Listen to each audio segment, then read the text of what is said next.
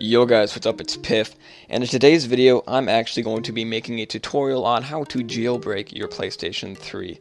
Now before we actually get into the tutorial, I want to talk about a few things first. I'm going to have kind of like a table of contents on the screen right now with times that you can kind of skip to, but before we actually get into the tutorial, I just want to talk about like the pros and cons of jailbreaking your PS3, and also if your PS3 is able to be jailbroken and how you can know that or not, because the only way to actually jailbreak your PS3 is if you're on 3.55 firmware.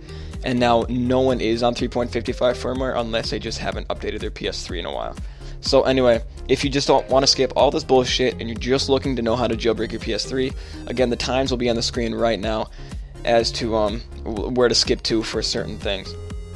So first, I'm going to talk about how do you know if your PS3 is able to be jailbroken. Well, first off, if you have a super slim PS3, you cannot jailbreak it. The only way you're able to jailbreak your PS3 is, like I said, you need to be on 3.55 firmware. And the only two ways to do that is either one, buying a 3.55 firmware off of eBay, or B, you buy an E3 flasher, which you can then downgrade your PS3 to 2.355 firmware.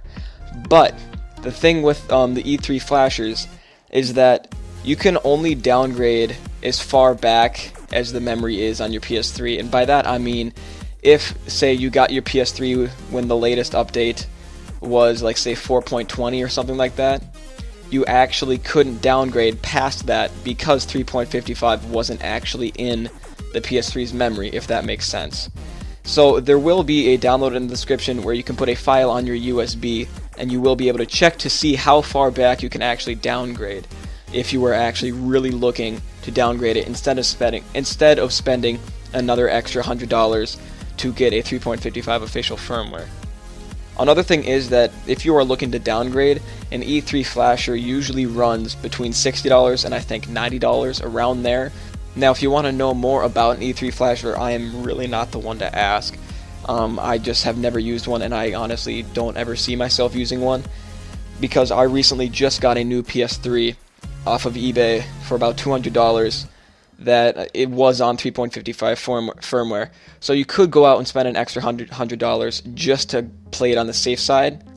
So now some pros and cons of jailbreaking your PS3. We're going to start out with the pros because I feel like there are more pros than cons, and the pros more or less outweigh the cons. So some of the pros are kind of obvious. I mean, you're able to mod any game out there, like any game for the PlayStation 3, you are able to modify. You are even able to play PS1 games, Super Nintendo games, Nintendo 64 games, PlayStation 2 games. You can play them all with emulators on your PS3 as long as it's jailbroken. Does not need to be backwards compatible. Another pro is that you are able to download any game for free. You can get any game for free, and you can even get games early. Like when Call of Duty Ghosts was released, I got the game a week early and I was playing it. I was playing with White Boy 7th Street when he was still relevant. You can do that. It's illegal. It's illegal and you probably shouldn't, but you're able to. There's just so many more pros than cons when it comes to jailbreaking your PS3. Now some cons, there are some pretty big ones. The obvious one is you can get banned. It's not really that you can get banned, it is that you pretty much will be banned. The thing is when you mod games online, or you try to use homebrew apps, and that is like a package file that you would install on your PS3, you will be getting banned using those online or modding online. Eventually, it's just a matter of time till either your account gets banned or your console gets banned. Now, if your console gets banned, that can set you back a few dollars because you're going to have to buy a new console ID. But if your account gets banned, no big deal, just make a new one. But that is a really big thing about having a jailbroken PS3. When you get banned, not if, but when you get banned, you need to know how to get unbanned if you want to be playing online. But guys, there's one thing that I need to stress. Every single jailbreak that says for 4.75 or anything like that for the latest update of the PS3, you cannot jailbreak it. And 9 times out of 10, when you download the file, it will be either on a survey website, or when you download it, You might get the file and then you try to extract it from WinRAR, but then you need to do a survey to get the password. Those are 100% fake, not even close to real. The only way to truly jailbreak your PS3 is to be on 3.55 firmware. I cannot stress that enough. That is the only way to jailbreak your PS3, and honestly, I can't see a way in the future, because in the patch after 3.55, 3.56, they actually ended up patching the jailbreaking, so that's why you need to be on 3.55 firmware. Alright guys, so now once we got that out of the way, we are just now going to start the tutorial for jailbreaking your PS3. So as you can see, my PS3 is already jailbroken. This is the new one that I just recently received in the mail. I did actually record myself, or what I thought I did. I thought I recorded myself actually jailbreaking my PS3 on 3.55 firmware, but I did not. The file ended up being corrupt. I don't know what happened. It really made me, it really rattled me. But I am going to show you that I am still on 3.55 firmware, and that I still have not updated to a later version, or a newer version of a CFW, which is custom firmware. But jailbreaking your PS3 and updating it to a new custom firmware are identical. They're the exact same thing. So right now, I'm going to show you myself updating to the latest version of Rebug, which is the best custom firmware out there right now. But anyway, what you need to do then on your computer, you need to go on your computer and you need to plug in your USB. Now from here, on the root of your USB, which if you don't know, it's just your USB, you're not in any folders, you're just on your USB. You don't need to delete everything or anything. All you need to do is make a new folder and name it PS3. And inside of that folder, make another folder called Update. Now inside that folder, you will put the PS3 updat.pup file. I will have the downloads again in the description below. Now the one that I'm using right now is going to let me update my PS3 to a newer version, but the one that you will be downloading for actually jailbreaking your PS3 will be different than mine. I think you might just be wondering that because the size difference is pretty significant. But once you've done that, you want to make sure you go to the bottom right of your screen to that little up arrow, and you want to make sure that you safely eject your USB just so the file doesn't get corrupted while you jailbreak.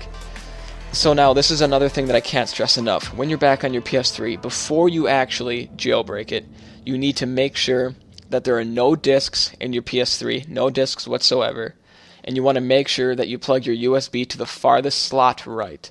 Like, so I know some PS3s have 4 USB slots.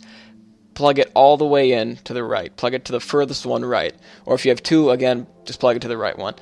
Again, no disk, plug it to the right one. And then what you want to do is you just want to scroll over to System Update. And then you want to update it via Storage Media. And it will find the jailbreak version. For you, it would say the 3.55 kmeow. But for me, it's saying 4.75.1 Rebug, because that's what I'm updating to. But again, the process is the exact same.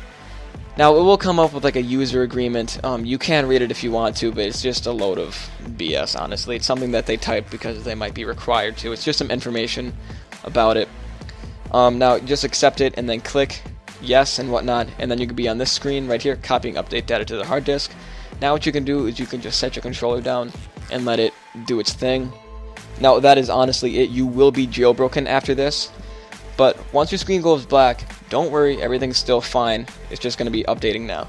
In the description, I'm going to have not only the jailbreak file, but also a file for the latest updated firmware version for Rebug, and that will let you sign online. But anyway, guys, I hope this tutorial helped you. I hope I made it in-depth enough. This tutorial is a little bit longer probably than other tutorials, but I wanted to make sure I got everything in there just because a lot of people have been asking me these questions, and I just want to lay it out there. I want to try to be as helpful and informative as I can, and if you guys have any questions, I will try my best to answer them in the comments.